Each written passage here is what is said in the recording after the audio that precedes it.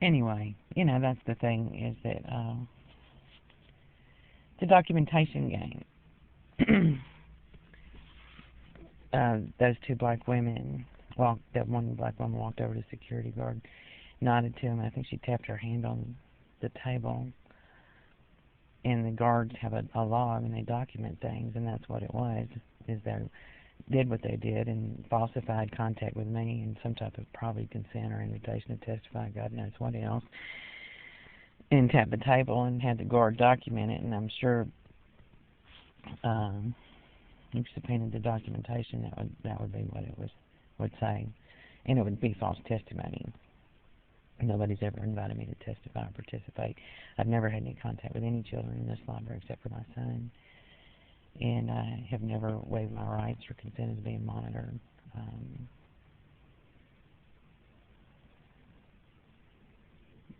And then accusing me of harassing children and having routine contact with them and documenting that as though it's suspicious. If you believe that you got a pedophile in a library full of children, you better be calling a detective. That's how that works. And it's very simple. The cops know how to handle stuff like that. They get reports like that all the time, every day.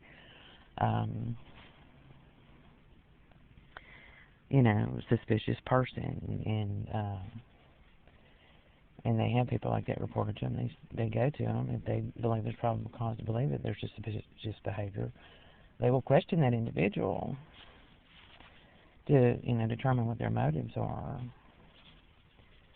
and that's the way it's supposed to be handled. You don't sit back and document what you think is suspicious behavior of somebody who you believe to be dealing drugs to children in a library, or take affidavits from them and then subpoena their testimony later. And you don't sit back and tell the kids to do that and then sit back and wait for them to report it to you.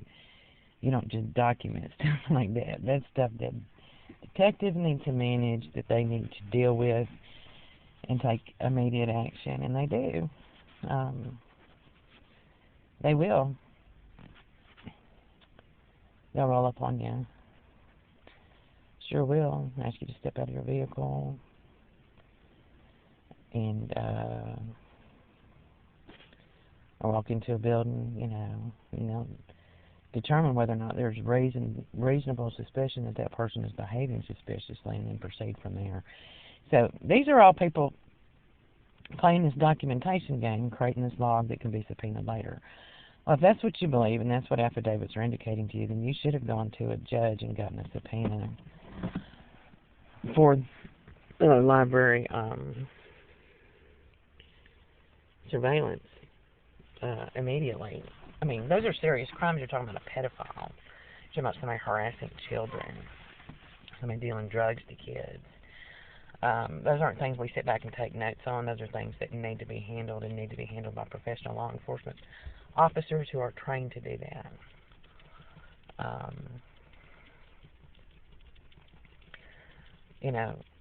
And it is vigilante justice for anybody to sit back and just document that. Even if, okay, just keep documenting it. We'll subpoena it later in case something happens. The whole idea and the reason we have the police, and the reason that the police respond to suspicious individuals, is to prevent criminal activity. So that's not a valid approach. It's an excuse to conduct a witch hunt, is what it is. So that's just common sense, isn't it? I mean, those are serious accusations, aren't they? You can't call a police officer and say, I've done anything to your kids, but you can call the school board and say, I'm a pedophile and I've been bothering all these children, and here's the library staff, and here's security guard, and here's assistant branch manager, and he says she's harassing kids and all this stuff. Really? But you're not going to file charges, and you haven't called the police and reported it to them, and they haven't become involved, and they're not managing the investigation. You're sitting back taking affidavits and documenting things with a security guard who looks like he's maybe 22, if he's that old. Here comes thing 1 and thing 2.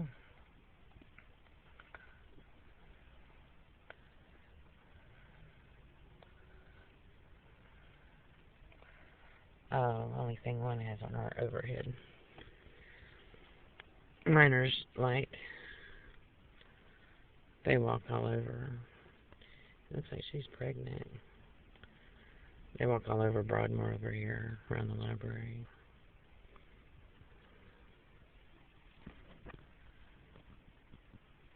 They're nice people. I don't know them, but I call them thing 1 and thing 2 because they both usually wear a miner's cap with that light on it. Or those little miner, where you have the light on the front of your forehead. It's really funny looking.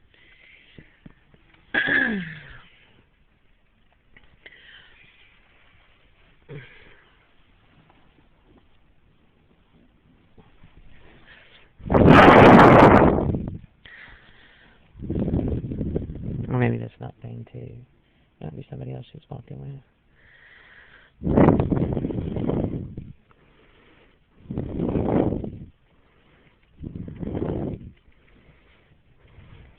But I saw him walking up the sidewalk one night when I was leaving, and I stopped, and I said, "Hey, how's it going?" And they said, "Hi, how are you?" I said, "You know what I call y'all when I see you?" They said, "What?" I said, "Thing 1 and thing 2. They both broke out laughing. They thought it was hilarious.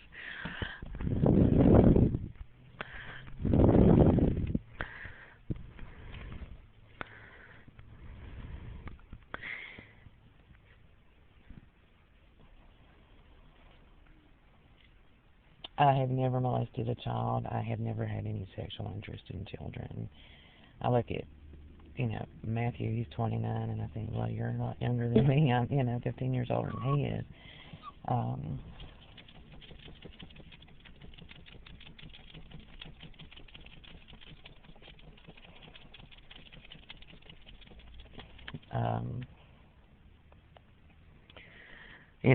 But Jake doesn't deserve to go through this, and he doesn't deserve to be stressed out by stuff like this at the library. Life is hard enough anyway, but what my son and I have been through here, the amateur antics of somebody who wishes they were a real police officer or a real sex crimes detective, sitting back saying they're monitoring me and Jake, and have this preponderance of evidence. All kinds of smoking guns and mirrors everywhere.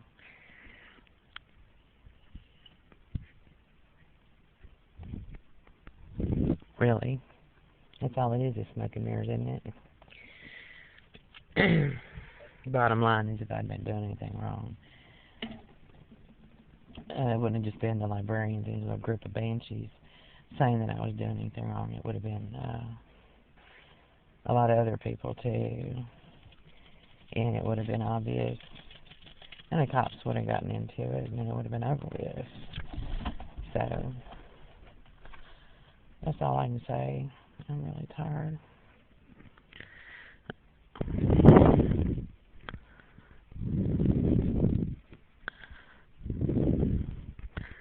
I'm going to take a shower and wash my hair.